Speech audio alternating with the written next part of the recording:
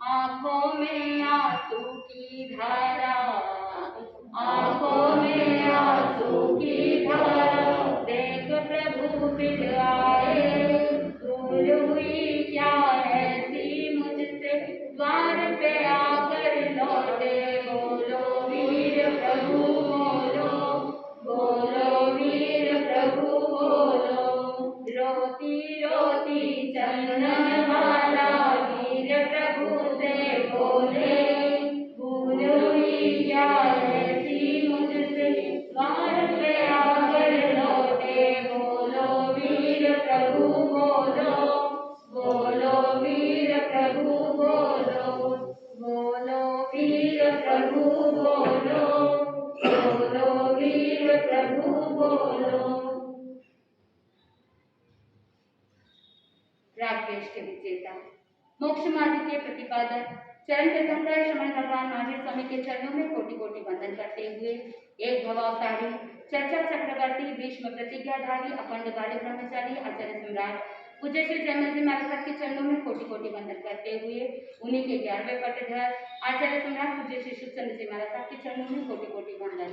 जय गच्छाधिपति व्याख्यान वाचस्पति उग्र विहारी वचन सिद्ध साधक गाढ़े पटधर आचार्य प्रवृत्ति पाठचंद्र जी महाराज घोर तपस्वी उपाध्याय प्रवृत्ति गुणवंत चंद्र जी महाराज मेरे नस्ता के आया मौन जीवन उद्धारक परम पूज्य गुरुदेव डॉक्टर श्री पदम चंद्र जी महाराज साहब के चरणों में कोटि कोटि वंदन करते हुए भगवंतों के चरणों में वंदन करते गुरुदेव श्री क्या कैसे आत्मबंधुओं अनंत अनंत ज्ञानी सर्वज्ञ सर्वदर्शी तीर्थंकर प्रभु महावीर स्वामी जिन्होंने संसार के भव्य प्राणियों को मोक्ष के 4 मार्ग बता दिए, दान शील तप और भावना।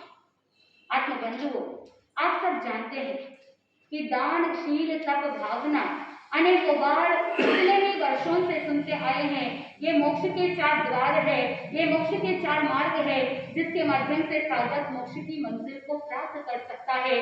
पिछले पूर्व प्रवचनों के अंदर बहुत बार आपने दान के बारे में सुना, प्रभु महावीर स्वामी के पालने के बारे में भी सुना है कि किस तरह से दान देना चाहिए, क्या करना चाहिए, कैसे करना चाहिए, दान का मतलब क्या होता है, दान के भेद कितने होते हैं। लेकिन आत्मबंधुओं दान टॉपिक ही इतना विशाल है कि चाहे कितने ही दिनों तक बात करते जाए तो भी दान की महिमा गाना संभव नहीं होता।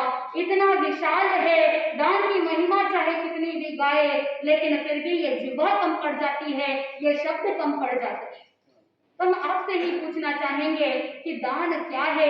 शब्द के अर्थ में जाओ तो दीयते इति दानम, यानी देना इसका मतलब होता है दान। लेकिन आत्मबंधुओं देने के लिए तो हर कोई देता है। पोस्टमैन आता है आपके हाथ में चिट्ठी थमा करके चला जाता है, पोस्टमैन आता है आपको मनी ऑर्डर दे करके चला जाता है, कोरियर वाला आता है और आपको आपका पार्सल दे करके जाता है। क्या वो दान है? दे तो रहा है, क्या वो दान है? नहीं। आत्मबंधुओं आप दुकान के अंदर परचेज करने के लिए जाते हैं, शॉपिंग के लिए जाते हो, पैसे दे करके आप वस्तु लेकर के आते हो, यानी दुकानदार आपसे पैसे लेता है और फिर आपको क्या देता है? वस्तु देता है, पदार्थ देता है। तो क्या वो दान है? दान नहीं है। तो फिर दान क्या है? यानी जन कहते हैं तत्वार्थ सूत्र के 7वें अध्ययन की 33वें सूत्र में बताया जाता है अनुग्रहार्थम स्वस्यापि सर्वो दानम। अनुग्रह के माध्यम से जो अपनी स्वामित्व की वस्तु का त्याग किया जाता है, अतिसर्ग किया जाता है, उसी का नाम क्या है? दान है। अनुग्रह का मतलब क्या है? आत्मबंधुओं ज्ञानी जन कहते हैं अनुग्रह के 2 अर्थ बताए जाते हैं, एक होता है उपकार और दूसरा होता है कल्याण। तो इसका मतलब क्या हुआ कि अपने या दूसरों के उपकार और कल्याण के हेतु, उपकार और कल्याण के लिए जो अपने स्वामित्व की जो भी वस्तु होती है उसका अतिसर्ग त्याग कर देना क्या है? दान। यानी जहाँ पर उपकार की भावना हो, जहाँ पर कल्याण की भावना हो, वही क्या कहलाता है? दान कहलाता है। नहीं तो बहुत बार आप जब इनकम टैक्स वाले काका जी आपके यहाँ आ जाते हैं, आप उन्हें 10-15 लाख दे करके आप उस बात को रफा दफा करने की कोशिश करते हैं। आपने उनको दिया क्या वो अनुग्रह है? क्या वो दान है? नहीं। आत्म बंधुओं, वो अनुग्रह नहीं हो सकता, क्योंकि उसमें ना तो आत्मा का उपकार है, न स्व का उपकार है, न पर का उपकार है, ना ही वहां पर आत्मा का कल्याण है, इसलिए वो अनुग्रह नहीं कहलाता। आत्म बंधु, ज्ञानी जन कहते हैं कि उपकार का मतलब क्या है? जहां पर प्राणी मात्र के प्रति किया जा सकता है, किसी व्यक्ति विशेष के लिए नहीं, किसी जीव के लिए कोई कैटेगरी नहीं है। उपकार स्व के ऊपर भी हो सकता है और पर के ऊपर भी हो सकता है। इसीलिए ज्ञानी जन ने कहा स्व और पर के उपकार के लिए, उनके भलाई के लिए जो दिया जाता है वो उपकार के श्रेणी में आता है। और कल्याण के अभिप्राय में अगर आत्म कल्याण को ले लेंगे तो वहां पर भी ज्ञानी जन कहते हैं कि आत्म कल्याण हेतु जो भी वस्तु का त्याग किया जाता है वो वास्तव के अंदर दान कहलाता है। आत्म बंधु, ये जो उपकार और कल्याण की बातें आती है उसमें आत्मा का लक्ष्य जुड़ा हुआ है, इसीलिए इस दान को श्रद्धा दान कहा। मुख्य रूप से दान के दो भेद बता दिए, श्रद्धा दान और अनुकंपा दान। अलग अलग अपेक्षा से दान के अलग अलग भेद बता दिए। एक होता है श्रद्धा दान, यानी श्रद्धा दान में आत्मा का कल्याण छुपा हुआ है, वहां पर आत्मा का हित छुपा हुआ है, वहां पर द्रव्य से कोई, केवल द्रव्य लौकिक से कोई मतलब नहीं है।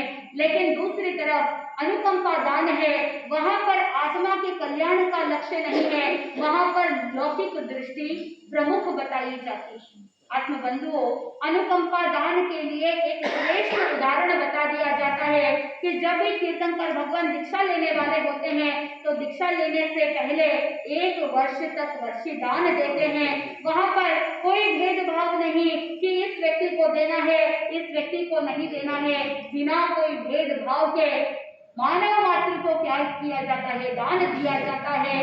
यह कौन सी श्रेणी में आता है? अनुकंपा दान। वहां पर पात्र नहीं देखा जाता, वहां पर द्रव्य नहीं देखा जाता, वहां पर शुद्धता अशुद्धता का कोई लक्ष्य नहीं होता, तो उसे अनुकंपा दान की श्रेणी में लिया जाता है। लेकिन जब साधक श्रद्धा दान करता है तो वहां पर द्रव्य शुद्धि, पात्र शुद्धि, पदार्थ शुद्धि, सभी की शुद्धि का विवेक रखा जाता है। आत्मबंधुओं, दान देने के लिए उपनिषद के अंदर कहा जाता है कि श्रद्धा से दो या अश्रद्धा से दो, लोक लज्जा से दो या आपके पास जो धन संपत्ति प्राप्त है उससे दो, या भय से दो या बुद्धि विवेक से दो, कैसे भी दो, लेकिन दो जरूर। बिना दिए वंचित कभी भी मत रहना, क्योंकि निश्चित रूप से दान का फल व्यर्थ नहीं जाता, दान का फल तो मिलता ही मिलता है। यानी जन कहते हैं कि जो उपजाऊ भूमि होती है उस उपजाऊ भूमि में बीज अगर उल्टा पुल्टा कैसे भी डालो फिर भी बीज पल्लवित और पुष्पित तो होता ही है, फल तो प्राप्त होता ही है। ठीक उसी प्रकार अगर साधक दान देता है, भले ही इच्छा से देता है या अनिच्छा से देता है, श्रद्धा से देता है या बिना श्रद्धा से देता है, जिस किसी भी तरीके से देता है, लेकिन देने से उसका फल तो जरूर मिलता है। और कुछ नहीं तो कम से कम मीठे वचन तो दे दो, और नहीं तो कुछ नहीं एक मुस्कान तो दे दो, दो हाथ तो जोड़ लो। लेकिन आज का आदमी वो भी कार्य नहीं कर सकता। एक मुस्कान भी अगर देने के लिए कह दे तो भी वो क्या करेगा? केवल सेल्फी के लिए या फोटोग्राफ के लिए वो स्माइल कर लेगा। ये आर्टिफिशियल स्माइल कोई काम का नहीं है। अगर देना हो तो क्या करना चाहिए? भीतर की प्रसन्नता के साथ मुस्कान हो तो वहां पर वातावरण भी पॉजिटिव हो जाता है। देने की कला सीखो, बचपन से वो आदत डालो दान देने की। चाहे कुछ भी दे रहे हो, लेकिन देने से पहले आपको ये ध्यान रखना चाहिए कि आप क्या दे रहे हो और कैसे दे रहे हो, क्योंकि दान से कभी नुकसान नहीं होता, दान में कभी भी अभिवृद्धि होती है, घटता कभी भी नहीं। आत्मबंधुओं, कुएं में से एक लोटा पानी निकालोगे तो नया पानी आ जाएगा, दूसरा पानी आ जाएगा।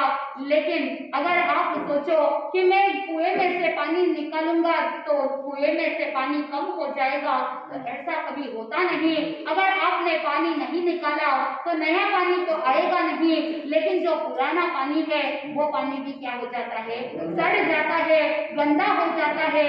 ठीक उसी प्रकार ज्ञानी जन ने कहा कि अगर धन का दान करते हो तो वो वापस क्या होगा, वापस आता ही रहता है। पॉकेट में अगर आपके धन भरा हुआ पड़ा है तो नया आप अंदर डाल नहीं सकते, पॉकेट खाली होगी तभी तो नया नोट आप अंदर डालोगे। ठीक उसी प्रकार ज्ञानी जन ने कहा कि दान नहीं करते हैं, संचय करने से, संग्रह करने से धन का ह्रास होता है, धन उल्टा घटता चला जाता है।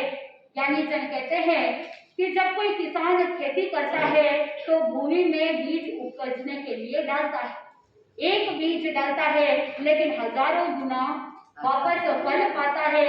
आत्मबंधुओं, अगर कोई किसान सोचे कि मेरे पास जो धान्य है उस धान्य को स्टोर करना चाहिए लंबे समय तक, अगर वो अपने गोडाउन के अंदर कोठी में भर करके रख दे और उसे वापस रोटेशन नहीं करे, उसको वापस देवे नहीं, उसी के अंदर भर करके, संग्रह करके, संचय करके अगर रख देता है तो आखिर क्या होगा, उस अनाज के अंदर कीड़े पड़ जाएंगे, अनाज के अंदर विकृति आ जाती है और दुर्गंध आनी प्रारंभ होती है।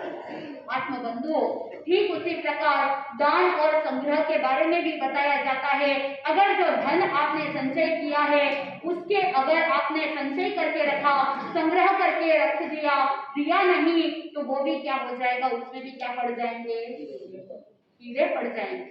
आप भी सोच रहे होंगे कि भला धन में कीड़े कैसे पड़ेंगे। आत्मबंधुओं, जहाँ पर धान्य है, जहाँ पर आप अनाज रखते हो कोठी के अंदर, जब कीड़े पड़ जाते हैं तो वो अनाज के अंदर पैदा हुए कीड़े सिर्फ अनाज को खा जाता है, लेकिन धन में पड़े हुए कीड़े केवल धन को ही नहीं, धनवान को भी क्या कर देता है, खा जाता है। आत्मबंधुओं, धन के लिए जो कीड़े बताए गए, जब धन बढ़ता जाता है तो वहां पर साथ में अन्याय, अत्याचार, अधर्म, अप्रामाणिकता, अनीति, ये सारी चीजें भी क्या होती जाती है, बढ़ती जाती है। लोभ बढ़ता जाता है, ईर्ष्या वृत्ति बढ़ती जाती है, एक दूसरे के प्रति ईर्ष्या भाव रखना बढ़ जाता है। लोभ वृत्ति के साथ साथ क्रोध, मान, माया भी बढ़ती जाती है। यानी ये सारे धनवान के लिए क्या है, कीड़े हैं। तो अगर संग्रह किया, संचय किया, ममत्व भाव रखा तो उस धन में कीड़े पड़ेंगे, तो धन में कीड़े पड़ गए तो धनवान को भी क्या कर देता है, खा जाता है। इसीलिए ज्ञानी जन ने कहा कि आप क्या करो, दान करते रहो। मुख्य रूप से 4 प्रकार के दान बताए गए, जो पूर्व प्रवचनों के अंदर भी आपने सुना।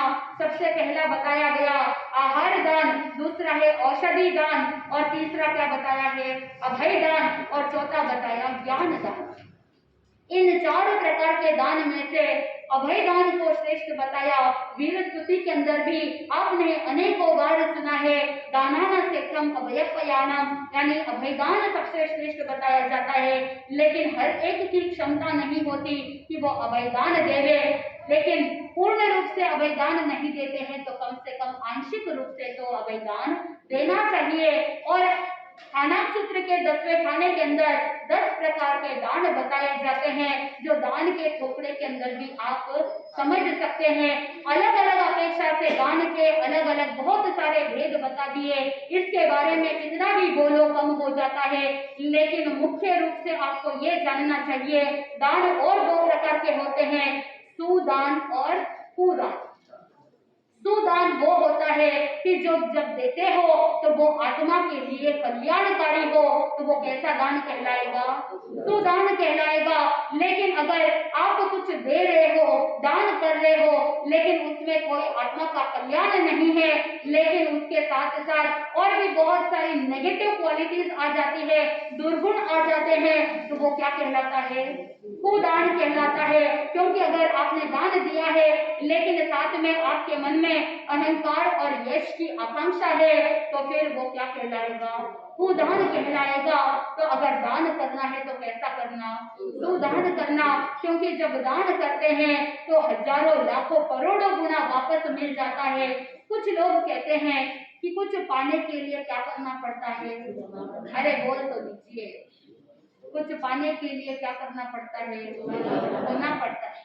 ये आपकी बात है कि पाना है तो कुछ खोना आवश्यक है, लेकिन ज्ञानी जन कहते हैं कि अगर दान की अगर अपेक्षा में बात करें तो यहाँ पर खोना बिल्कुल भी नहीं है, सिर्फ पाना ही पाना है। आत्मबंधु, शालीभद्र के जीवन के बारे में तो आपने सुना ही होगा।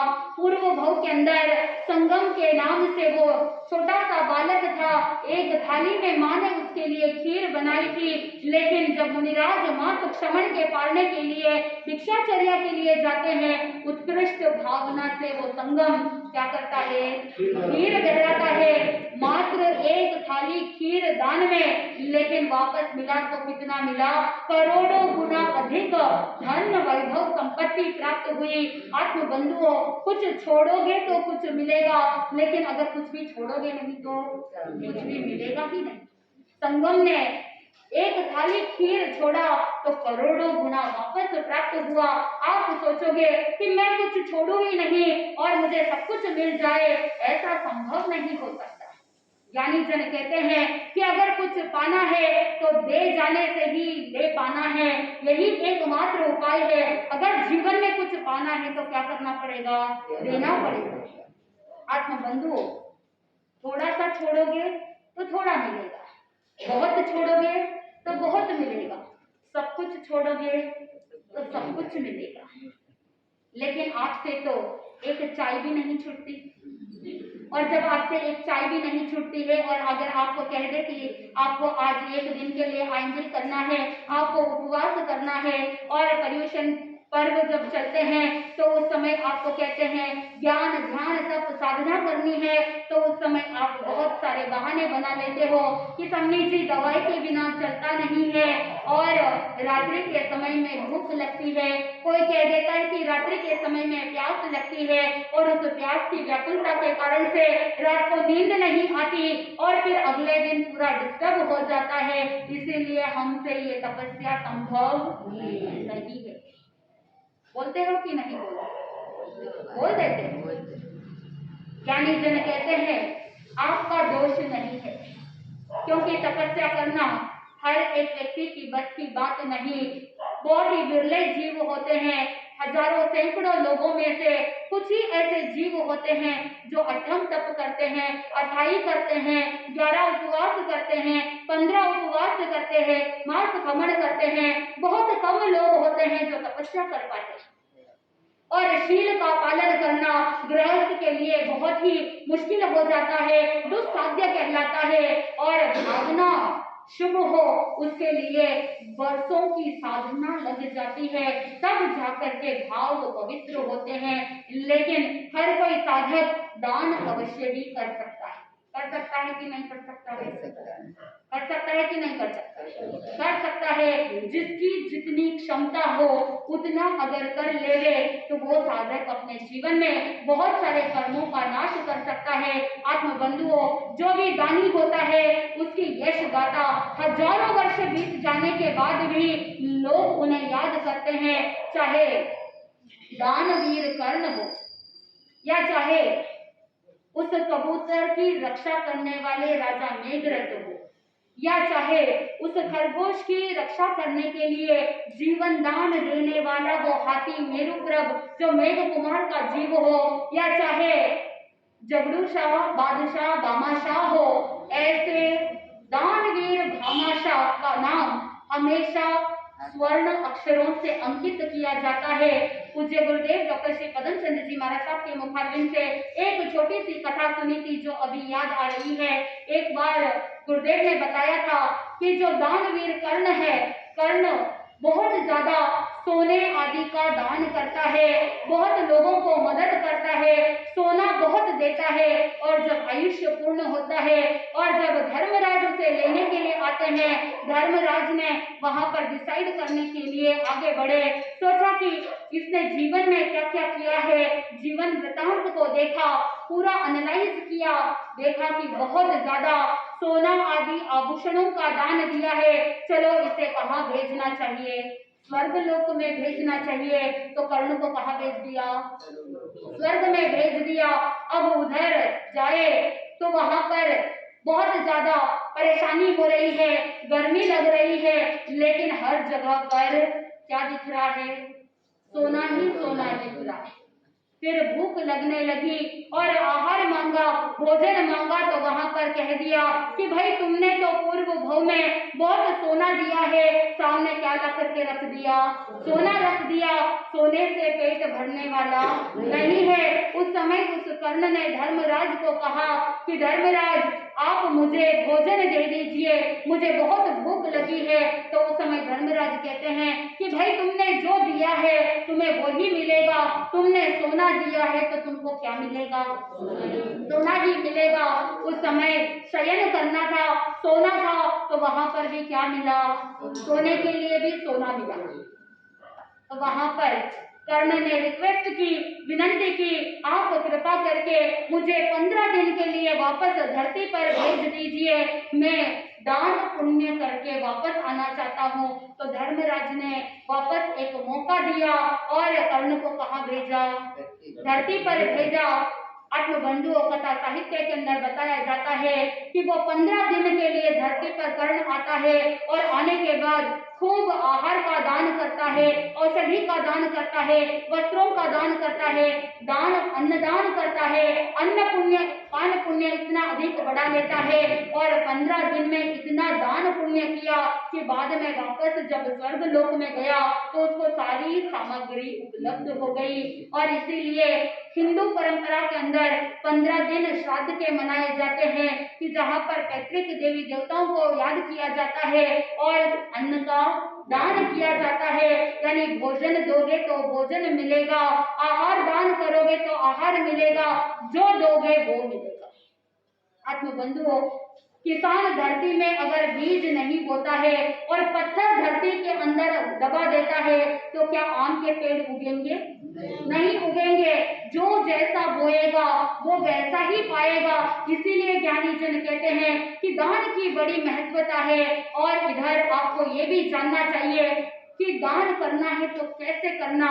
तो तत्वार्थ सूत्र के 7वें अध्ययन के 34वें सूत्र के अंदर बताया जाता है, विधि द्रव्य दात्री पात्र विशेषात तद विशेष। यानी 4 दान के अंग बताए जाते हैं। सबसे पहला बताया विधि, विधि, दूसरा है द्रव्य, तीसरा है दात्री और चौथा है पात्र। इन 4 के बारे में आपको जानना बहुत जरूरी है। सबसे पहला अंग दान का क्या है? विधि। विधि का मतलब है किस तरह से दान दिया जाए, उसका तरीका क्या है? Method, way, how to donate, how to do charity. आत्मबंधुओं, ये तरीका होता है, उसके अंदर देखा जाता है कि स्थान कौन सा है, काल कौन सा है और कैसे देना चाहिए, तरीका क्या है, विधि क्या है, इन सब के बारे में जो जानकारी प्राप्त की जाती है उसी को विधि का। आत्मबंधुओं, उदाहरण के लिए बताया जाता है कि विधि के दौरान आपको ये ध्यान रखना चाहिए कि पहले और बाद में या देते समय सभी टाइम पीरियड में आपको क्या करना चाहिए? मन के अंदर उत्साह भाव होना चाहिए। विधि आपकी बहुत शुद्ध होनी चाहिए कि आप देते हो तो वहां पर विधि विधान का ध्यान रखना चाहिए। देते समय ये विवेक रखना चाहिए कि जब आप दे रहे हो तो सामने वाले के गुण बढ़ते जाए, इस तरह का पात्र, इस तरह का पदार्थ देना चाहिए। आत्मबंधुओं, विधि, उसके बाद द्रव्य। द्रव्य का मतलब क्या है? वस्तु, पदार्थ। आत्मबंधुओं, इंग्लिश में कहे तो what has to be given, क्या देना चाहिए? आत्मबंधुओं ज्ञानी जन कहते हैं कि जब कोई साधक देता है तो पदार्थ की शुद्धि होना बहुत जरूरी है। उदाहरण के लिए अगर आहार दान को लिया जाए, अन्न दान को लिया जाए, तो वहां पर क्या क्या चीजों का विवेक रखना चाहिए कि जो आहार आप बनाते हो वो शुद्धता पूर्वक बनाया हुआ हो, स्वयं के लिए निर्मित किया गया हो, साधु संतों के निमित्त से नहीं बना हुआ हो, और साथ में जब कोई पदार्थ रहता है उस पदार्थ में से आप जब दान करते हो, जैसे पहले और करने के बाद में भी आपके अंदर वो पदार्थ के प्रति शुद्धि होनी चाहिए। अगर ये पदार्थ की शुद्धि होती है और आप ये मन के अंदर चिंतन करो, ये जो पदार्थ है, ये पदार्थ जो ले रहा है उसके जीवन यात्रा के लिए सहायक बने, उपयोगी बने, ऐसे भाव होने चाहिए। विधि, द्रव्य, उसके बाद क्या आता है? दात्री, यानी जो देने वाला दाता। आत्मबंधुओं, दान के लिए ये बहुत ही बड़ा महत्वपूर्ण अंग है। अगर देने वाला दाता ही नहीं है तो फिर देगा कौन? तो इसीलिए दाता का भी बहुत महत्व है। और ज्ञानी जन कहते हैं कि दाता को ये ध्यान रखना चाहिए कि मन वचन काया की शुद्धि अवश्य हो, मन के अंदर ये अहोभाव हो, मन के अंदर ये विचार हो कि मैं जिसको भी दे रहा हूँ वो क्या होने चाहिए? शुद्ध होने चाहिए। अहो भाग्य है मेरे कि मुझे आज दान देने का सौभाग्य मिल रहा है, मेरे अंतराय कर्म नष्ट होने के लिए ये मेरे लिए उपकारी है, मेरे लिए सहयोगी है, ऐसे भाव रखने चाहिए। मधुर वचन से क्या करना चाहिए? जो लेने वाले हैं उस पात्र को आप क्या करो? सम्मान करो, सत्कार करो। और काया से, शरीर से क्या होना चाहिए? शरीर से विनय भाव होना चाहिए, विनम्रता होनी चाहिए। भक्ति भाव पूर्वक विनम्रता के साथ अपने दोनों हाथों को जोड़ते हुए विनय भाव के साथ जो दान किया जाता है तो मन वचन और काय तीनों की शुद्धि होती है, तो वो तीसरा दाता की शुद्धि कहलाती है। चौथा प्रकार क्या है? पात्र। पात्र का मतलब जिनको दे रहे हैं यानी लेने वाले। दात्री यानी देने वाले और पात्र यानी लेने वाले। अब लेने वाले जो पात्र होते हैं वो तीन प्रकार के बताए जाते हैं: महाव्रती, अणुव्रती और अव्रती। अव्रती में भी सम्यक विधि, ये तीन उत्तम पात्र बताए जाते हैं। तो जिन महाव्रती को आप दान करते हो वो वास्तव के अंदर दान उत्तम श्रेणी में कहा जाता है। और जो अणुव्रती होते हैं, जो श्रावक के व्रतों को अंगीकार करने वाले अणुव्रती होते हैं, उनको दिया हुआ दान मध्यम कहलाता है। और जो अव्रती है लेकिन सम्यक भी है, उनको जो दान किया जाता है वो मात्र सहयोग की भावना से दिया जाता है। सबसे उत्तम पात्र कौन है? महाव्रती, जिनको सुपात्र दान किया जाता है। आत्मबंधुओं, ज्ञानी जन ने कहा कि प्रत्येक क्रिया के पीछे कुछ ना कुछ फल तो अवश्य ही मिलता है।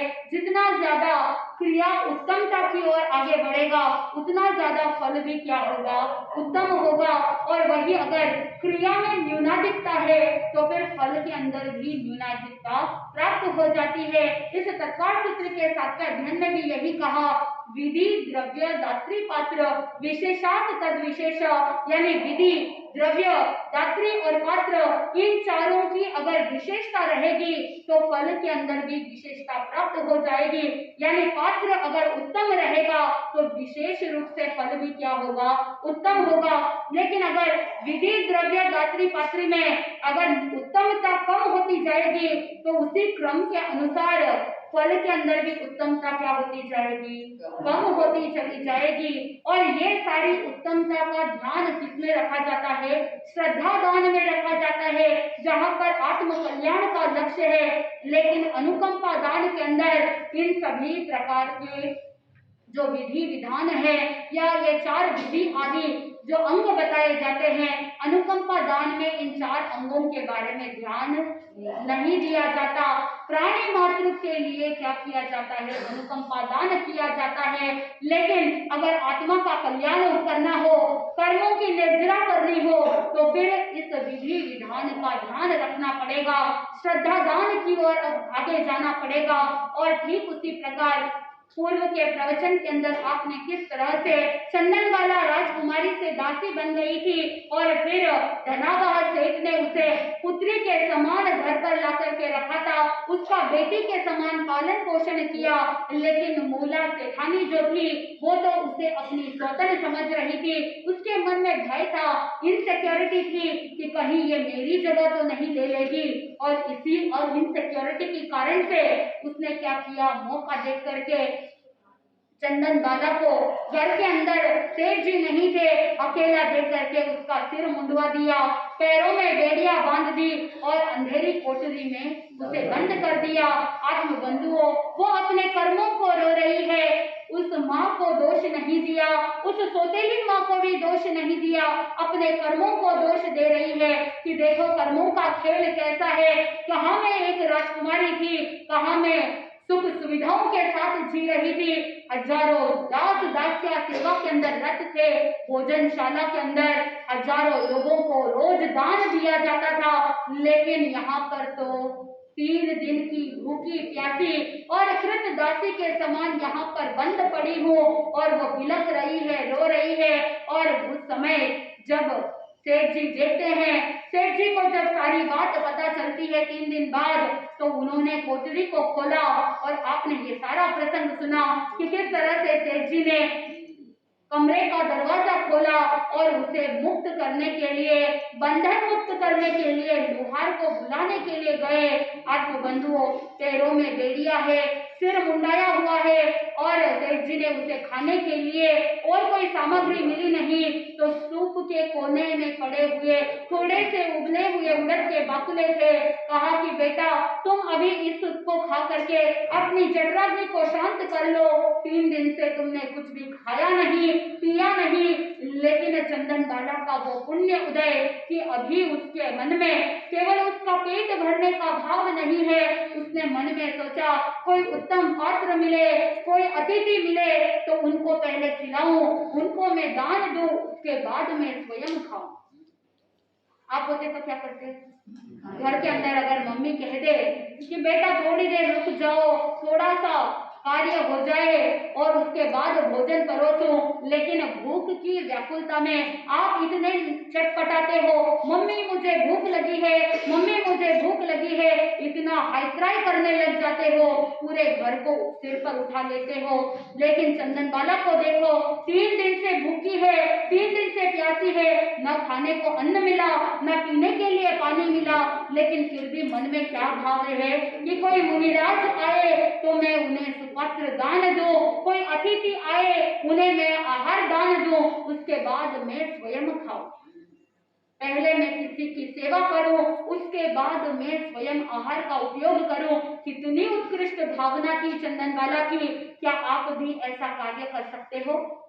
भोजन करने से पहले अपने थाली के अंदर जो पदार्थ है उस पदार्थ की शुद्धता को देखो कि कहीं पर कोई सचित पदार्थ तो नहीं।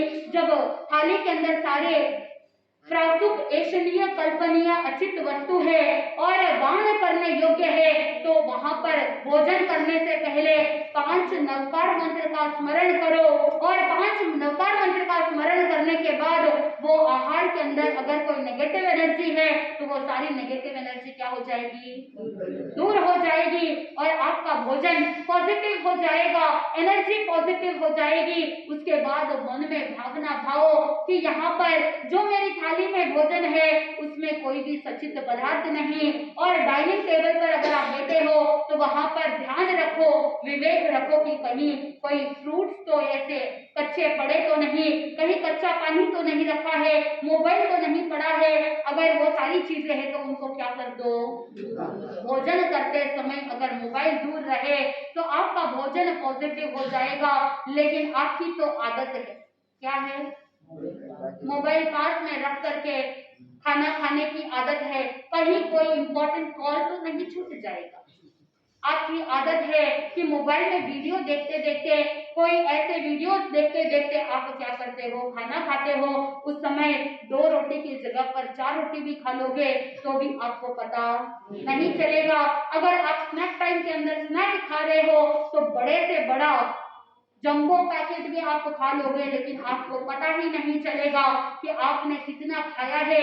ये इमोशनल ईटिंग की वजह से फिर बाद में शरीर खोखला बन जाता है, ओबेसिटी बढ़ जाती है, मोटापा बढ़ जाता है, वो नुकसान अलग। और साथ में मोबाइल टीवी के सामने बैठ करके भोजन करते हो तो उसकी negative energy, electronic electromagnetic vibrations आते हैं, वो सारे नेगेटिव रेडिएशंस भी किसके साथ जा रहा है, भोजन के साथ जा रहा है। और साथ में अगर उसके अंदर कोई फाइटिंग का सीन चल रहा हो, कोई हिंसा युक्त सीन चल रहा हो, कुछ नॉन वेजिटेरियन कोई जीव हिंसा के सीन्स चल रहे हो, तो वो सारे भाव भी आपके भोजन के साथ माइंड में क्या हो रहा है, नेगेटिविटी माइंड के अंदर जा रही है।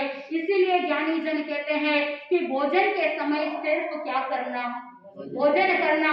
भोजन के समय में मोबाइल टीवी वगैरह देखना चाहिए क्या?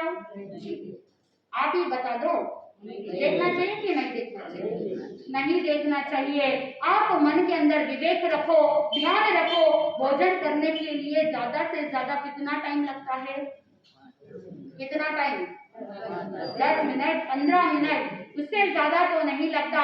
ज्यादा से ज्यादा मान लो किसी को बहुत स्लो खाने वाले हो तो 20 मिनट लग जाएंगे, आधा घंटा लग जाएगा, उससे ज्यादा तो नहीं लगता। तो क्या आपके पास 24 घंटों में से वो आधा घंटा नहीं है कि आप सुख शांति पूर्वक आराम से विवेक के साथ आहार को देख करके, कहीं कोई जीव जंतु तो नहीं, कहीं कोई जीव तो नहीं गिर गया हो, कहीं कुछ गलत चीज तो नहीं आ गई, कहीं कोई पदार्थ विकृत तो नहीं हो गया, कहीं कोई फ्रूट सड़ तो नहीं गया है, जो थाली के अंदर पदार्थ है कहीं वो बिगड़ तो नहीं गया है। ये देख करके विवेक पूर्वक अगर भोजन करेंगे तो आपको स्वास्थ्य के लाभ की प्राप्ति भी होगी और साथ में मन में भावना भाने का अवसर भी मिलेगा, क्योंकि आपके पास कोई भी सचित पदार्थ नहीं है, आपके पास कोई जीव युक्त पदार्थ नहीं है, तो आप भावना भा सकते हो कि मेरा दिन वो धन्य होगा, मेरा वो अहोभाग्य होगा, सौभाग्य होगा कि मुझे कोई मुनिराज को सुपत्र दान मेरी थाली में से देने के लिए सहयोग मिलेगा। ऐसी भावना अगर आप भाएंगे तो आपको भावना से लाभ प्राप्त हो सकता है। आपने पूर्व के प्रवचनों में भी सुना था कि किस तरह से सिर्फ जीर्ण सेठ ने भावना भाई थी और 12वें देवलोक का क्या बना था, अधिकारी बना था। आत्मबंधुओं, आपकी भावना शुद्ध होने के लिए सिर्फ एक छोटा सा विवेक आपको अडैप्ट करना है, अपने लाइफस्टाइल के अंदर अप्लाई करना है कि भोजन करने से पहले 5 नवकार मंत्र का स्मरण करके फिर भावना भानी है कि कोई मुनिराज का सहयोग मिले तो मैं दान दूं, उसके बाद भोजन करूं। इस पॉजिटिविटी के साथ अगर भोजन करोगे, फिर 2 मिनट के लिए वेट करो, अगर कोई मुनिराज का सहयोग नहीं मिला, किसी अतिथि का सहयोग नहीं मिला, तो फिर भोजन को प्रारंभ करते हो। उस समय भी मन के अंदर भावना रखना कि मेरे अंतराय कर्म उदय के अंदर आए हैं, इसीलिए मुझे किसी भी अतिथि का सत्कार करने का, भोजन कराने का अवसर मिला नहीं, मुनिराज को सुपत्र दान देने का अवसर नहीं मिला। कोई बात नहीं, आगे मैं प्रतिदिन प्रयास करूंगा, कभी ना कभी तो मेरी अंतराय टूटेगी ही टूटेगी। क्या हम ऐसा कार्य कर सकते हैं? करना और कुछ नहीं, ना पैसे लगते हैं, ना कोई टका लगता है, बस भावना भानी है और थोड़ा सा अपना विवेक को साथ में जोड़ देना है और महाफल की प्राप्ति करनी है। आत्मबंधुओं, वो चंदन बाबा भी सोच रही है कि कोई अतिथि मिल जाए, कोई उत्तम पात्र मिल जाए जिनको मैं क्या करूं, दान करूं। आत्मबंधुओं, प्रभु महावीर स्वामी 5 महीने 25 दिन से प्रतिदिन भिक्षाचर्या के लिए जाते, आहार की गवेषणा करते, लेकिन अभिग्रह पूर्ण नहीं हुआ, इसीलिए वापस लौट जाते। अब चंदन बाला दरवाजे की तरफ उसकी नजर है कि कोई आए और मैं उन्हें क्या करूं, दान दूं। और जब दरवाजे की तरफ नजर दौड़ रही थी, मार्ग की तरफ नजर दौड़ रही थी, तो उसको नजर आए कौन? भगवान महावीर स्वामी नजर आए।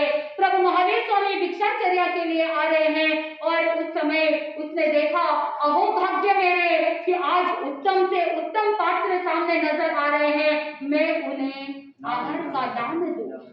अब वो दान देने के लिए जो सेठ जी ने सूप के अंदर जो कोने में पड़े उड़द के बकुले थे, वो लेकर के दरवाजे के बाहर आने का प्रयास करती है। दहली से एक पैर बाहर रखती है, लेकिन क्योंकि उसके पैरों में बेड़ियां थी, तो दूसरा पांव दहली के बाहर आ नहीं सका, निकल नहीं सका। इसीलिए वो वहीं पर एक पैर बाहर और एक पैर अंदर रखते हुए वहां पर वो आहार का दान करने के लिए प्रभु के समक्ष उपस्थित हो जाती है और मधुर वचनों के साथ, विनय भाव के साथ वंदन करते हुए भगवान को कहती है कि भगवान, आज मेरा सौभाग्य है कि मुझे आहार दान करने का अवसर मिल रहा है।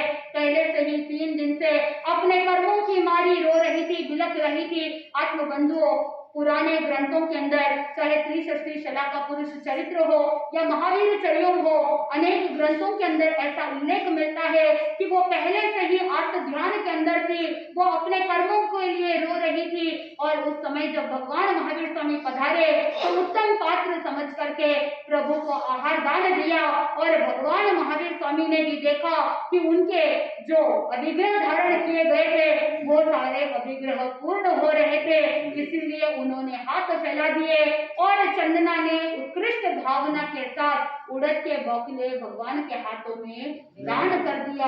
आत्मबंधुओं, लेकिन कुछ लेटेस्ट लेखकों के और काफी सारी किताबों के अंदर वर्णन मिलता है कि भगवान महावीर स्वामी ने देखा कि वहां पर सारे बोल तो मिल रहे हैं, लेकिन आंखों से आंसू की धारा नहीं मिल रही है, उसके आंखों में आंसू नहीं। तो भगवान महावीर स्वामी लौट जाते हैं और जब उसने देखा कि भगवान महावीर स्वामी लौट रहे हैं, मुझे महाफल की प्राप्ति होनी चाहिए थी, सुपात्र दान का लाभ मिल रहा था, लेकिन भोजन मुंह तक आकर के वहीं पर रह गया। ऐसी सिचुएशन जब बनी तो चंदन बाला के आंखों से आंसू की धारा निकली और उस समय भगवान महावीर स्वामी वापस मुड़ते हैं और फिर अभिग्रह पूर्ण समझ करके आहार ग्रहण करते हैं। आत्मबंधुओं, पुराने ग्रंथों के अंदर उल्लेख अलग तरह से मिलता है और नए ग्रंथों के अंदर, नई किताबों के अंदर, नए लेखकों के माध्यम से जो कल्पना की गई है वो अलग प्रकार से मिलता है, लेकिन तथ्य तो केवल ही गंभीर।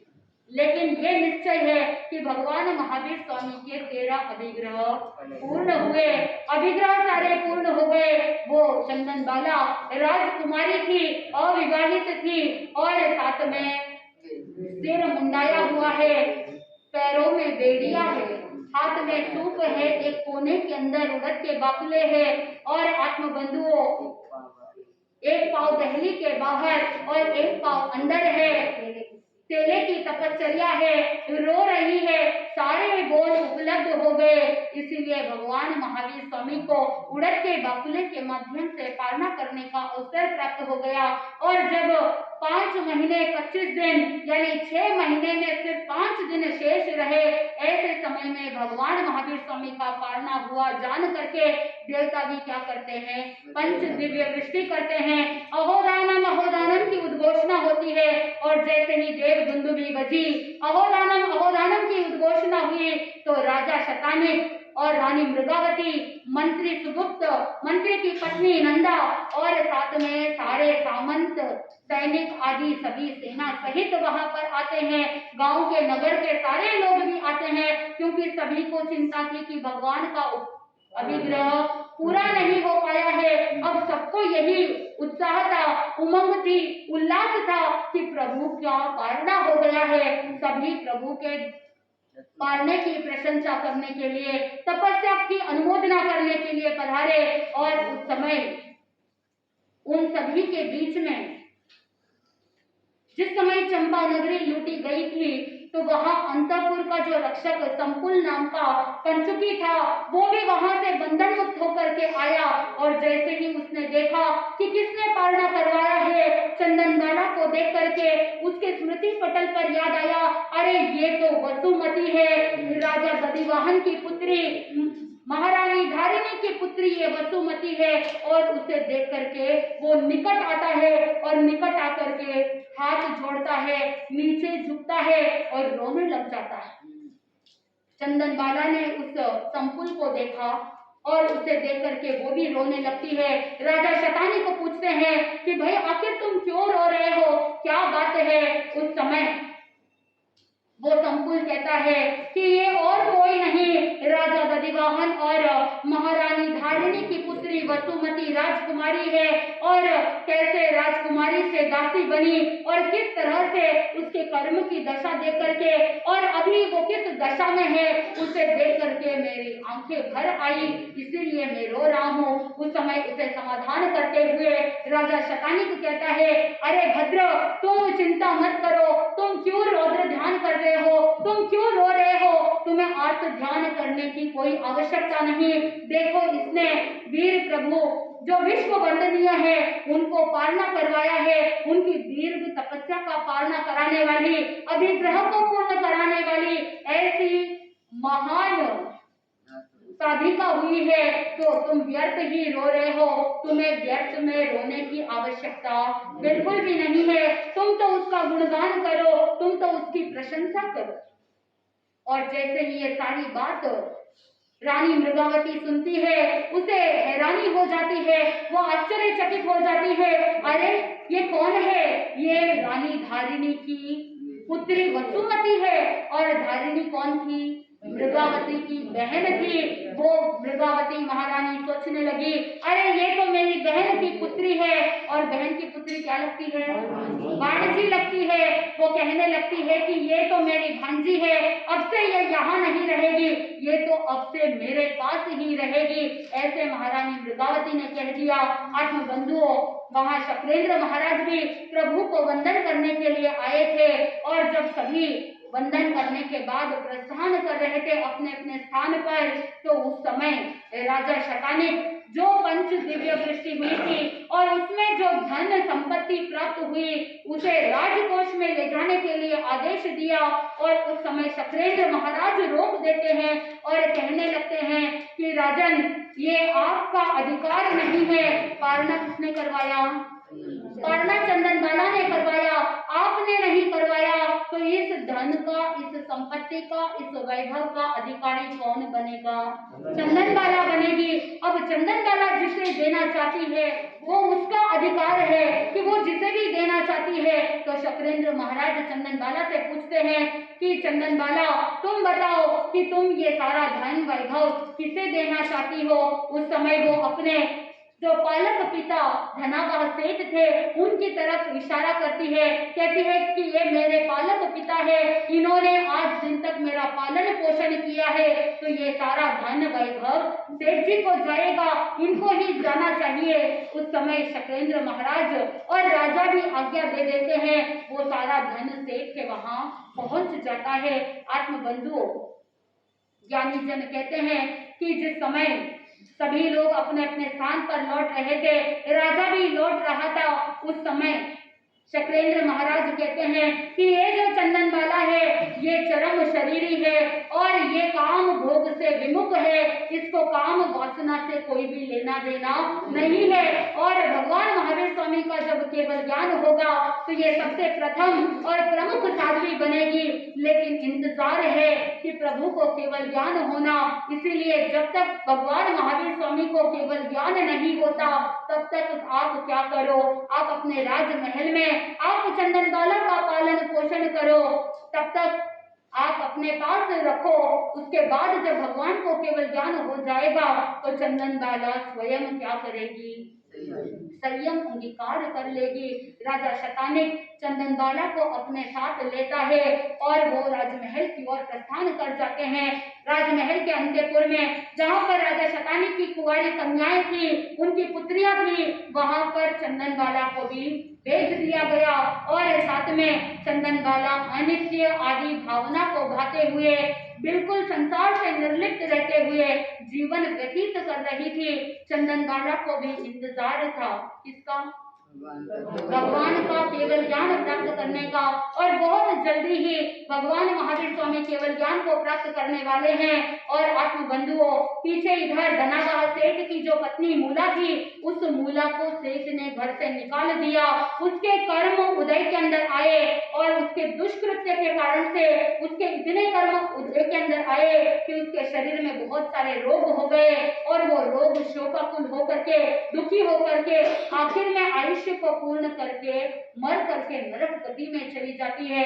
आत्म बंधुओं, भगवान महावीर स्वामी का जब पारणा होता है तो भगवान उस कौशाम्बी नगरी से विहार करते हैं।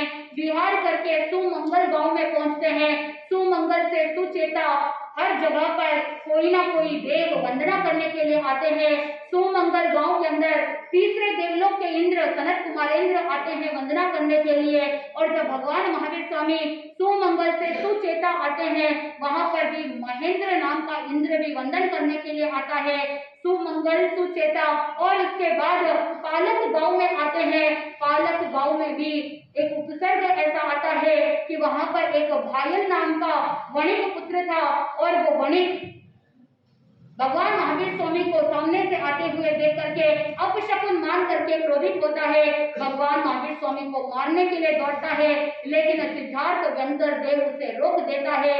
भगवान महावीर स्वामी पालक गांव से वापस आगे चलते चलते चंपा नगरी में पहुंचते हैं। और चंपा नगरी के अंदर स्वाति दत्त नाम का जो ब्राह्मण था, उस ब्राह्मण के यज्ञशाला में भगवान महावीर स्वामी बार बार चातुर्मास करते हैं। आत्म बंधुओं, भगवान महावीर स्वामी ने इस चातुर्मास में भी चातुर्मासिक तप किया, यानी 4 महीने तक उपवासी रहे।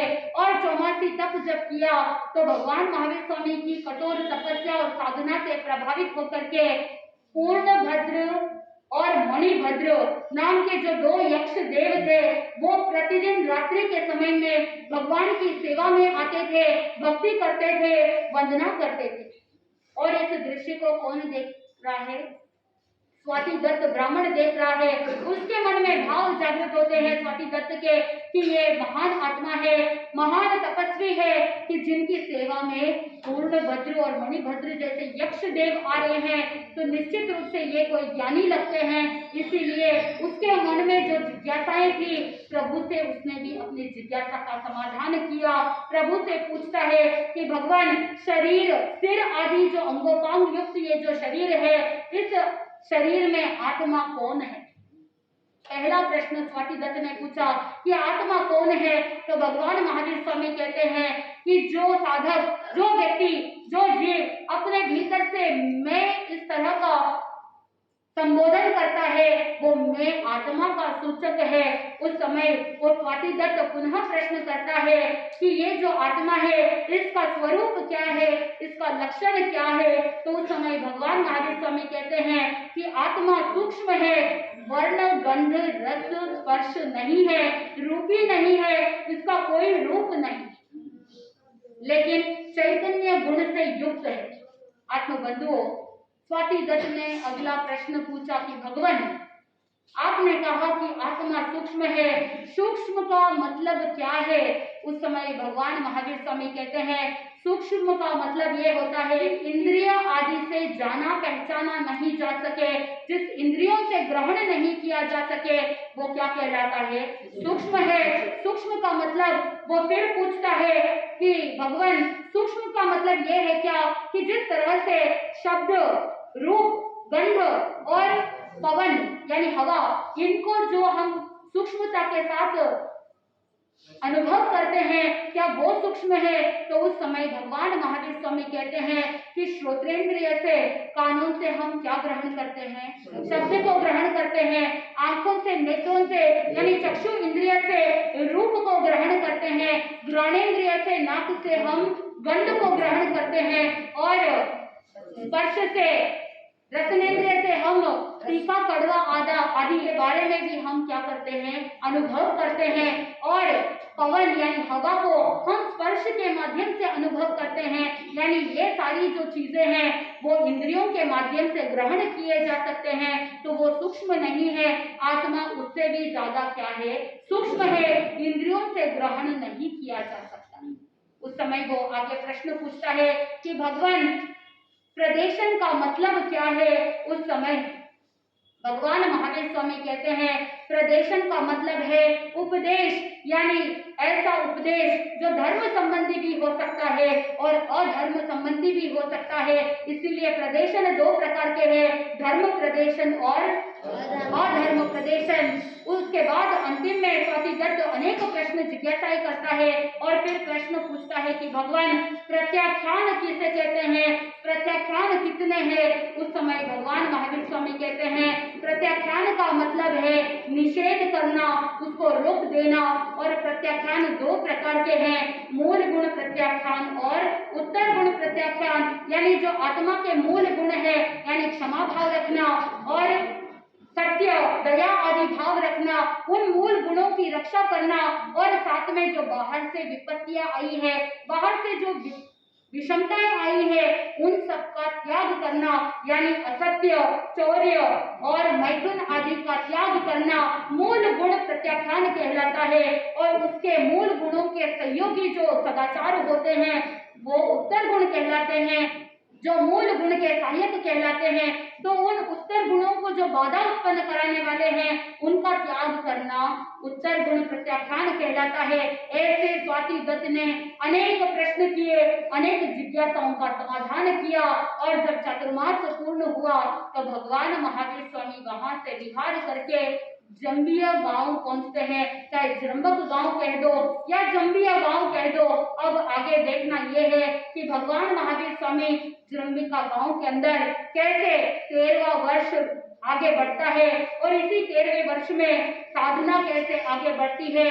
और इसी साधना के दौरान जब आधा वर्ष पूर्ण हो जाता है, 12.5 वर्ष का ये छद्मस्त काल जब पूर्ण हो जाता है, उस समय भगवान महावीर स्वामी को कैसे केवल ज्ञान, केवल दर्शन की प्राप्ति होती है, शुक्ल ध्यान की श्रेणी कैसे आगे बढ़ती है, ये सारा वृतांत जब हम सुनेंगे तो कल हम केवल ज्ञान कल्याणक भी मनाएंगे कि किस तरह से भगवान महावीर स्वामी को केवल ज्ञान की प्राप्ति हुई और उसी केवल ज्ञान के कारण से संपूर्ण लोक में कुछ क्षण के लिए वो भगवान के केवल ज्ञान के कारण से, आत्मा के ज्ञान के कारण से पूरा लोक आलोकित हो गया।